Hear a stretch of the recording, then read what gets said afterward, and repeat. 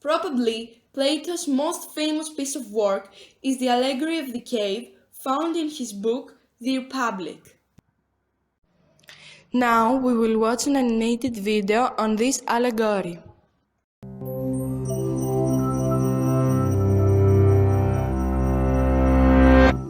What is reality? Knowledge? The meaning of life? Big topics you might tackle figuratively, explaining existence as a journey down a road or across an ocean, a climb, a war, a book, a thread, a game, a window of opportunity, or an all too short-lived flicker of flame. 2,400 years ago, one of history's most famous thinkers said life is like being chained up in a cave, forced to watch shadows flitting across a stone wall. Pretty cheery, right? That's actually what Plato suggested in his allegory of the cave, found in Book 7 of the Republic, in which the Greek philosopher envisioned the ideal society by examining concepts like justice, truth, and beauty.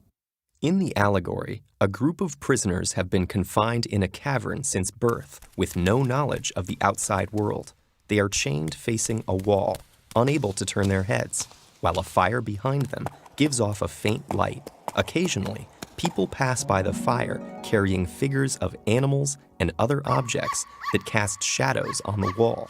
The prisoners name and classify these illusions, believing they're perceiving actual entities. Suddenly, one prisoner is freed and brought outside for the first time. The sunlight hurts his eyes, and he finds the new environment disorienting. When told that the things around him are real, while the shadows were mere reflections, he cannot believe it. The shadows appeared much clearer to him, but gradually his eyes adjust until he can look at reflections in the water, at objects directly, and finally at the sun, whose light is the ultimate source of everything he has seen. The prisoner returns to the cave to share his discovery, but he is no longer used to the darkness and has a hard time seeing the shadows on the wall. The other prisoners think the journey has made him stupid and blind and violently resist any attempts to free them.